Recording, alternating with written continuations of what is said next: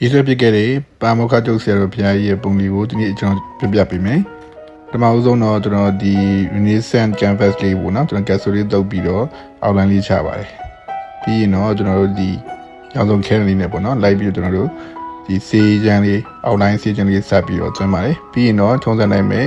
brown လေး layer ခံပြီးတော့ရှင်းမှာဖြစ်ပါတယ်ဒီတစ်ခေါက်ရေးတဲ့စေးကတော့သူကနည်းနည်းလေးအစ်စ်ပြောင်းရေးတာဖြစ်တယ်ကျွန်တော်အတွက်နည်းနည်း challenge လေးပို့ဖြစ်တယ်ပေါ့နော်ဟိုအရင်စေးကတော့နည်းနည်းလေးဒီစေး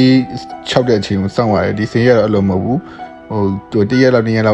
က်စောင့်ပြီးတန်းပြီး6တာပေါ့နော်အဲ့လိုဖြစ်တယ်ခါတိုင်းဆို2ရက်လောက်စောင့်ရတယ်အခုဆိုတော့အဲ့လိုမလိုတော့ဘူးပေါ့နော်အဲဆိုမျက်နှာရဲ့ကျွန်တော်တို့ skin tone လေးတွေကိုတိုက်ရိုက်ဖြည့်တယ်ပြီးတော့သင်္ကန်းတော်လေးတွေကိုလည်းကျွန်တော်တို့လိုက်ပြီးတော့ဖြည့်ပါတယ်ဒီပုံလေးကဆရာတော်ဘုရားရဲ့တရားကိုနာရင်းနဲ့ပေါ့နော်ကြည်ညိုလာတဲ့အတွက်ထားပြီးတော့ကျွန်တော်ရေးဖြစ်တာဖြစ်ပါတယ်သင်္ကန်းလေးပုံလေးလည်းကျွန်တော်ကြိုရှာထားတာပေါ့နော်ကြိုရှာထားပြီးတော့ရေးဆွဲပူဇော်ဖြစ်တာဖြစ်ပါတယ်ဒီပုံလေးပြီးတော့ကျွန်တော်ဆရာတော်ဘုရားစီကိုတွားပြီးတော့လူဖို့ရှိပါမယ်ခင်ဗျ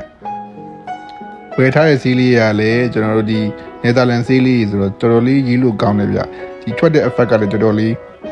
မိုက်တယ်ပေါ့နော်ဒါပေမဲ့ပြဿနာတစ်ခုကကျွန်တော်ကင်မရာရိုက်တဲ့အချိန်မှာကင်မရာလေးကနည်းနည်းဝါနေတာဖြစ်တော့တော်တော်လေးတိုင်ပတ်သွားတယ်ပေါ့နော်အဲတော့ကျွန်တော်ဒီမနက်ခင်းဘက်ကိုပြောင်းရရတယ်ပြီးတော့ဒီတကား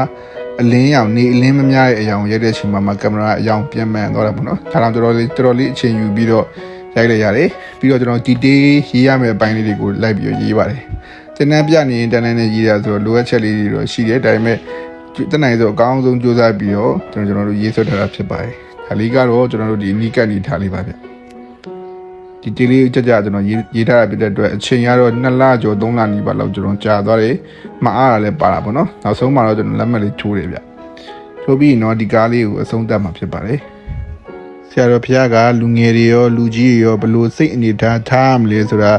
အမြဲတမ်းပြောပြတဲ့အတွက်ကျွန်တော်လည်းဒီအများကြီးပြောင်းလဲခဲ့ရပါတယ်